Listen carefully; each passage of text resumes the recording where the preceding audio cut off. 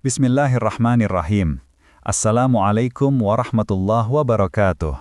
Sebelum kita mulai pembelajaran hari ini, mari kita tundukkan hati sejenak. Kita kirimkan solawat kepada Nabi Muhammad SAW dan kita hadiahkan surat Al-Fatihah untuk para ulama, guru-guru kita, kedua orang tua serta para waliullah, khususnya Syekh Abdul Qadir Al-Jailani dan Sunan Ampel Raden Muhammad Ali rahmatullah. Al-Fatihah. Semoga majelis ilmu ini diliputi rahmat dan keberkahan dari Allah Subhanahu wa Ta'ala. Karena setiap ilmu yang kita pelajari sejatinya adalah jalan untuk mengenal kebesarannya. Hari ini kita akan menelusuri satu keajaiban tubuh manusia. Bagaimana protein yang kita konsumsi berubah menjadi energi, bahan penyusun jaringan, hingga akhirnya diolah menjadi urea untuk dibuang. Sebuah perjalanan biokimia yang menunjukkan betapa teliti dan sempurnanya ciptaan Allah dalam menjaga keseimbangan hidup. Mari kita buka pertemuan ini dengan niat mencari ilmu yang bermanfaat, agar setiap pengetahuan yang kita pelajari menjadi cahaya dan amal kebaikan bagi kita semua. Baik teman-teman, sekarang coba kita lihat dulu fungsi utama protein di tubuh kita.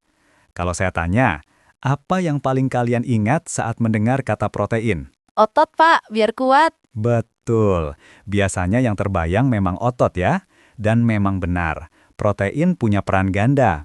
Yang pertama, tentu saja sebagai bahan penyusun tubuh. Nah, coba lihat di poin pertama. Protein itu dipecah dulu jadi asam amino lewat proses pencernaan di saluran cerna. Berarti asam amino itu hasil akhirnya ya, Pak? Ya, tepat sekali. Nah, dari asam amino inilah tubuh membentuk protein baru untuk membangun atau memperbaiki jaringan, misalnya otot, kulit, enzim, bahkan hormon.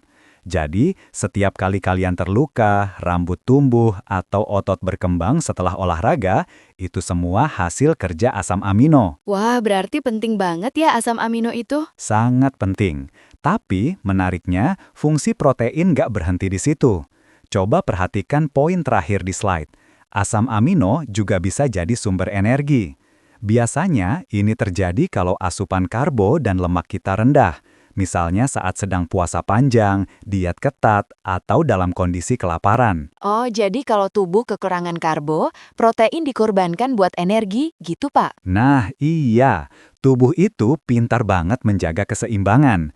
Kalau bahan bakar utama, karbo dan lemak menipis, dia mulai mengambil dari protein, terutama dari otot. Makanya, kalau orang diet ekstrim tanpa karbohidrat, ototnya bisa menyusut karena proteinnya dipakai buat energi. Berarti protein itu kayak cadangan darurat ya, Pak? Betul, kita bisa bilang begitu. Jadi, fungsi ganda protein ini luar biasa, membangun tubuh sekaligus menyelamatkan tubuh saat darurat energi. Dan disinilah nanti kita akan lihat bagaimana tubuh memproses kelebihan asam amino, mengubahnya menjadi urea, lalu membuangnya lewat sistem ekskresi. Oke, sekarang kita masuk ke bagian yang agak serius, tapi penting banget ya, deaminasi. Ada yang tahu artinya deaminasi itu apa? Mungkin proses menghilangkan sesuatu dari asam amino, Pak? Wah, hampir benar. Jadi, deaminasi itu proses menghilangkan gugus amino, NH2, dari asam amino.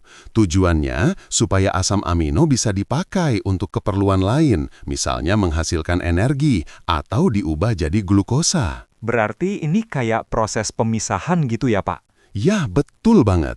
Kita bisa bilang ini seperti proses pemecahan. Bagian nitrogen dilepaskan, sisanya tinggal kerangka karbonnya. Nah, di slide ini ada 3 poin penting yang harus kalian pahami. Yang pertama, deaminasi oksidatif ya, Pak? Sangat penting, tapi menariknya, fungsi protein nggak berhenti di situ. Coba perhatikan poin terakhir di slide. Asam amino juga bisa jadi sumber energi. Iya, proses ini terjadi di hati, organ yang luar biasa multitasking. Di sini, asam amino diubah jadi kerangka karbon tanpa nitrogen yang disebut alpha keto acid. Nah, bagian nitrogen tadi itu nantinya akan dilepas dalam bentuk amonia, NH3. Oh, amonia. Bukannya itu racun, Pak. Nah, cerdas. Amonia itu memang zat yang sangat beracun untuk sistem saraf pusat, bisa bikin gangguan neurologis kalau menumpuk. Makanya, tubuh harus segera menetralisirnya dengan cara mengubahnya menjadi urea lewat siklus urea di hati. Itu yang nanti kita bahas di slide berikutnya. Berarti deaminasi ini semacam tahap awal sebelum urea terbentuk. Persis, ini pintu masuknya. Dan yang menarik, sisa kerangka karbon dari asam amino itu tidak dibuang begitu saja. Tubuh bisa menggunakannya kembali untuk membuat energi lewat jalur metabolik lain, atau bahkan jadi glukosa. Proses ini disebut gluconeogenesis. Wah, jadi asam amino bisa nyumbang energi juga ya, Pak? Betul banget. Jadi, lewat deaminasi, tubuh itu melakukan dua hal penting. Pertama, membuang bagian nitrogen yang beracun. Kedua, memanfaatkan sisa karbonnya sebagai energi alternatif. Itulah mengapa proses ini disebut kritis, karena salah satu kesalahan di tahap ini bisa berakibat fatal bagi keseimbangan metabolisme. Nah, setelah tadi kita bahas proses deaminasi yang menghasilkan amonia, sekarang kita lihat bagaimana tubuh mengelola racun itu supaya aman. Perhatikan alur di slide ini ya, ada 5 tahap yang saling berkaitan. Berarti ini jalur dari protein sampai akhirnya dibuang dari tubuh ya, Pak? Tepat sekali. Kita mulai dari protein. Protein yang kita makan akan dicerna jadi asam amino. Nah, sebagian asam amino dipakai tubuh untuk membangun jaringan, tapi sebagian lainnya akan dipecah dan menghasilkan amonia, NH3. Oh, jadi amonia itu hasil sampingan dari pemecahan asam amino. Ya, betul banget. Kita bisa bilang ini seperti proses deanaminasi. Masalahnya, amonia ini beracun, apalagi buat sistem saraf pusat. Makanya, tubuh nggak bisa membiarkannya beredar begitu saja di darah. Lalu gimana caranya tubuh menetralkan amonia itu, Pak? Nah, disinilah hati berperan penting. Hati akan mengubah amonia jadi urea lewat siklus urea. Urea ini bentuk nitrogen yang tidak beracun dan mudah larut dalam darah. Berarti setelah jadi urea, tubuh tinggal membuangnya aja ya, Pak? Ya, betul sekali. Urea kemudian dibawa ke ginjal, dan lewat ginjal inilah urea dikeluarkan bersama urin. Jadi, kalau diringkas, protein, asam amino, amonia, hati jadi urea, ginjal dibuang. Wah, ternyata jalurnya teratur banget ya. Hati dan ginjal saling kerjasama. Persis, ini pintu masuknya. Iya, bisa dibilang begitu. Hati berperan sebagai pabrik detoksifikasi, sedangkan ginjal jadi bagian pembuangan limbahnya. Kalau salah satu terganggu, misalnya fungsi hati menurun, racun nitrogen bisa menumpuk dan jadi masalah serius. Betul banget. Jadi, lewat deaminasi, tubuh itu melakukan dua hal penting. Pertama, membuang bagian nitrogen yang beracun. Kedua, memanfaatkan sisa karbonnya sebagai energi alternatif. Itulah mengapa proses ini disebut kritis, karena salah satu kesalahan di tahap ini bisa berakibat fatal bagi keseimbangan metabolisme. Baik teman-teman, tadi kita udah bahas bagaimana tubuh memecah protein jadi asam amino kan? Sekarang kita lanjut sedikit lebih dalam, ke bagian penting dari detoksifikasi amonia, yaitu siklus urea. Oh iya, ini yang di hati itu ya, Pak? Ya, betul. Prosesnya memang terjadi di hati. Nah, bayangkan, waktu protein dipecah, tubuh kita hasilkan amonia. Kalau amonia ini dibiarkan, bisa beracun, terutama buat otak. Jadi, hati harus cepat-cepat ubah amonia itu jadi bentuk yang aman, urea. Jadi siklus urea itu kayak jalur pembuangan limbah nitrogen gitu ya, Pak? Tepat sekali. Sekarang kita lihat alurnya. Langkah pertamanya adalah pembentukan karbamoil fosfat. Ini kombinasi antara amonia, karbon dioksida, dan energi dari ATP. Setelah itu, karbamoil fosfat bergabung dengan ornitin jadi sitrulin. Kalau udah jadi sitrulin, prosesnya pindah kemana, Pak? Bagus, pertanyaannya tepat. Dari mitokondria, sitrulin pindah ke sitoplasma. Di situ dia ketemu aspartat. Nah, dua-duanya bereaksi membentuk argininosuksinat. Di tahap ini, nitrogen kedua masuk ke sistem. Penting banget, karena nanti dua nitrogen inilah yang akan membentuk urea. Berarti nitrogennya ada dua sumber ya Pak, dari amonia dan dari aspartat. Ya, betul. Dan setelah itu, argininosuksinat dipecah jadi arginin dan fumarat. Arginin inilah yang akhirnya diubah jadi urea dan ornitin. Ureanya keluar ke darah, sedangkan ornitin balik ke awal siklus. Makanya disebut siklus urea. Kalau ureanya udah di darah, dibawa ke ginjal ya? Tepat, ginjal yang bertugas nyaring dan buang lewat urin. Jadi, hati dan ginjal saling kerjasama. Nah, coba bayangkan, kalau salah satu enzim dalam siklus ini terganggu, apa yang terjadi? Amonianya numpuk di darah, Pak. Iya, dan itu bisa menyebabkan gangguan saraf, bahkan pada kasus berat bisa sampai koma. Jadi, buat kita di bidang gizi, penting banget paham mekanisme ini.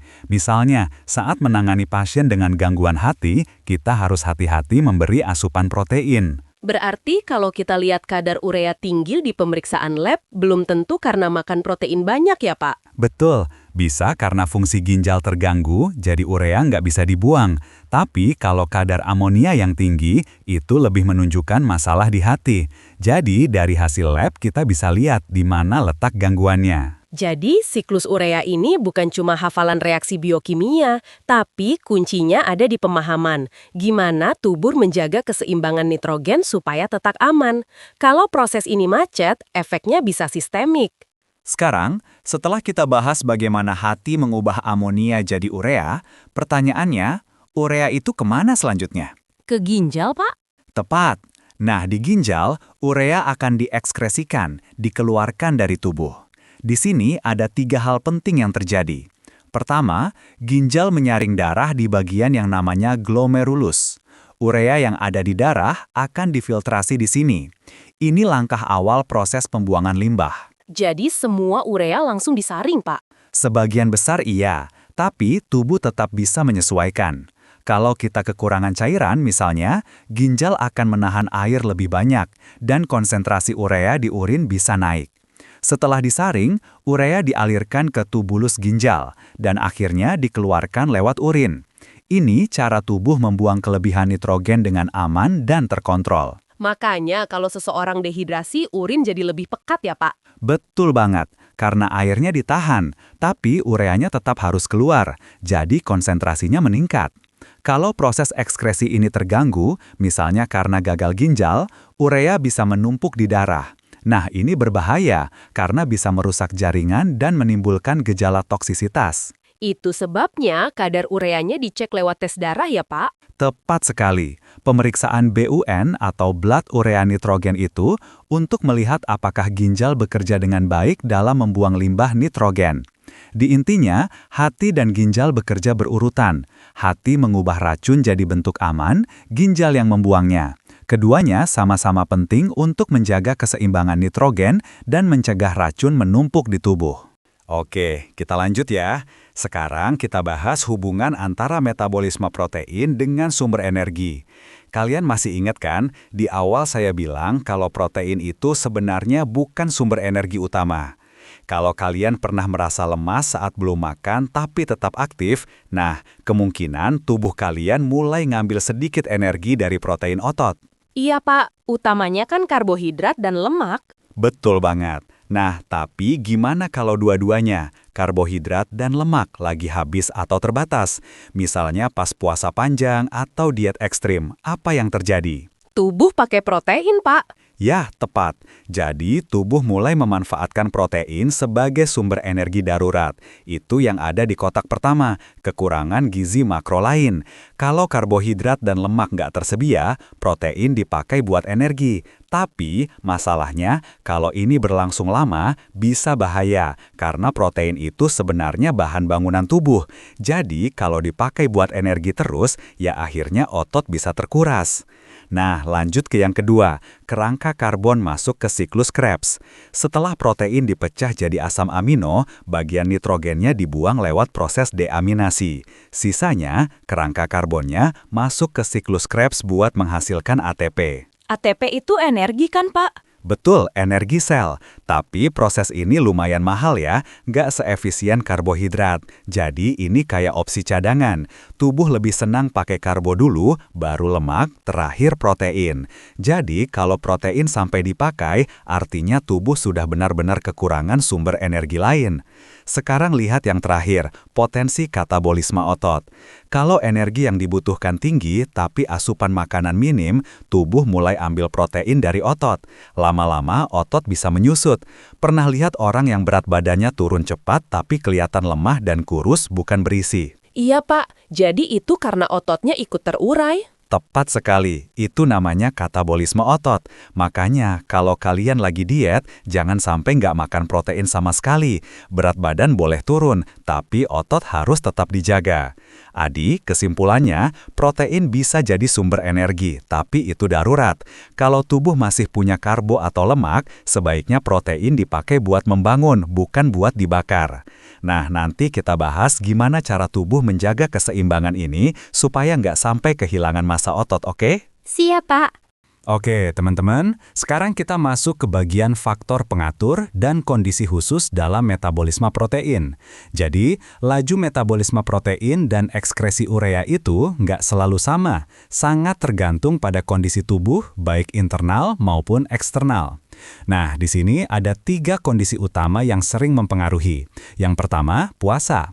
Kalau kalian puasa panjang, tubuh mulai kekurangan sumber energi dari karbohidrat dan lemak, betul?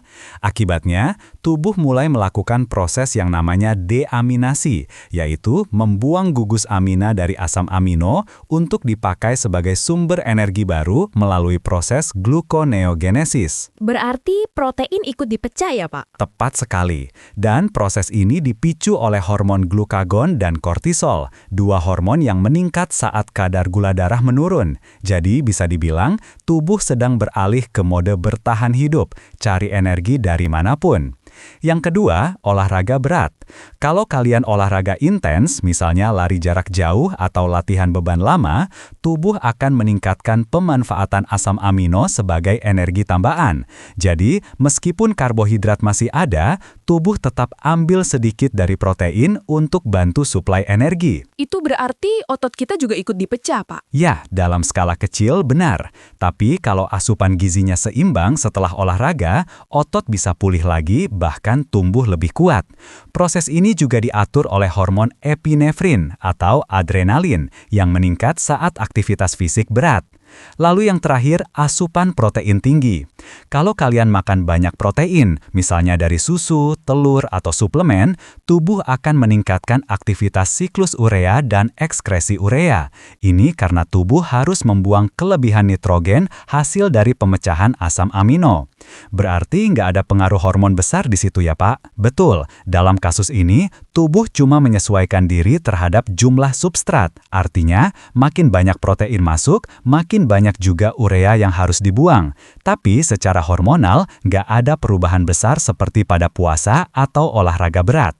Jadi kesimpulannya, kondisi tubuh sangat menentukan seberapa cepat protein di metabolisme dan seberapa banyak urea diekskresikan.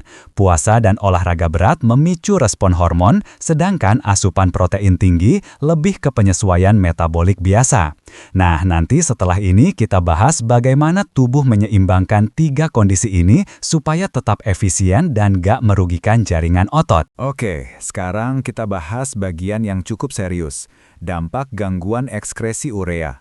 Kalian tahu, tubuh itu punya mekanisme luar biasa untuk membuang sisa nitrogen lewat urea. Tapi kalau sistem ini terganggu, akibatnya bisa fatal. Nah, kita lihat satu persatu ya. Yang pertama, gagal hati. Kalau hati nggak mampu memproses amonia jadi urea, maka amonia akan menumpuk di darah. Nah, amonia ini racun buat otak, bisa menyebabkan kondisi yang disebut ensefalopati hepatik. Jadi kayak otaknya keracunan nitrogen gitu ya, Pak? Ya, benar. Pasien biasanya terlihat linglung, bicara ngaco, bahkan bisa koma.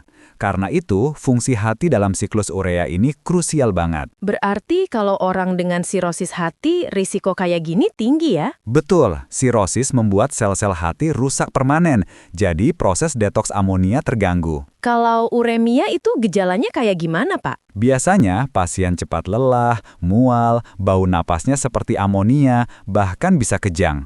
Kalau dibiarkan, bisa berujung fatal. Berarti uremia itu kayak efek domino ya? Hasil akhirnya dari metabolisme protein yang gagal keluar tubuh. Persis. Jadi, meski proses di hati lancar, kalau ginjalnya mandek, racunnya tetap menumpuk.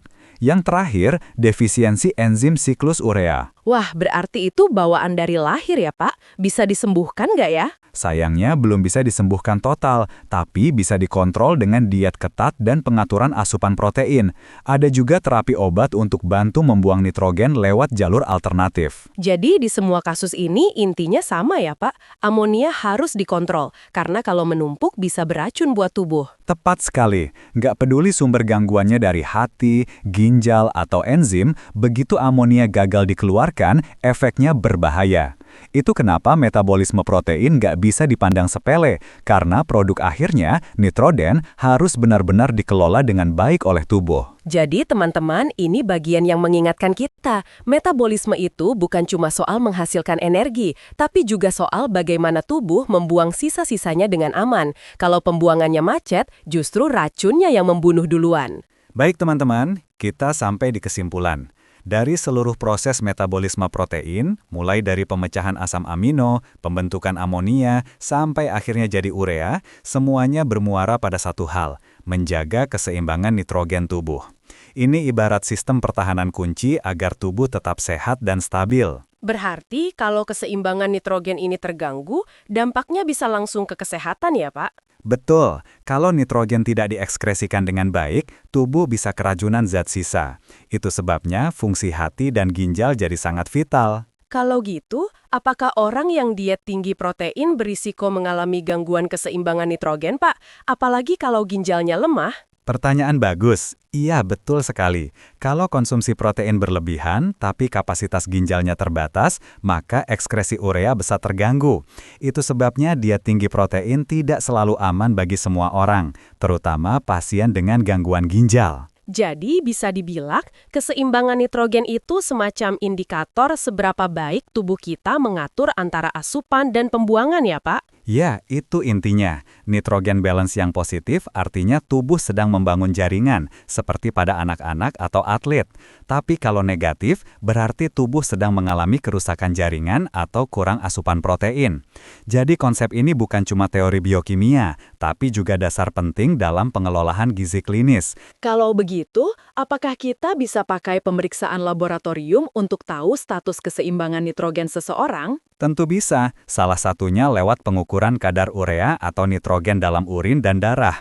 Itu membantu kita menilai apakah metabolisme proteinnya berjalan normal atau ada tanda-tanda gangguan, misalnya pada pasien gagal ginjal. Jadi, kesimpulannya, memastikan asupan protein seimbang dengan kemampuan tubuh mengekskresikan hasil metabolismenya adalah kunci vitalitas. Gampangnya, jangan asal makan tinggi protein, tapi pahami juga seberapa mampu tubuh kita mengolah dan membuang sisa-sisanya. Baik teman-teman, kita akhiri pertemuan hari ini. Semoga materi dari protein menjadi urea, proses ekskresi dalam metabolisme gizi makro, bisa menambah pemahaman dan kesadaran kita tentang betapa sempurnanya sistem tubuh ciptaan Allah. Mari kita tutup dengan bersama-sama mengucap Alhamdulillahirabbil alamin. Seraya memohon semoga Allah Subhanahu wa Ta'ala memberkahi ilmu yang kita pelajari hari ini dan menjadikannya bermanfaat bagi diri kita dan orang lain. Amin. Wassalamualaikum warahmatullahi wabarakatuh.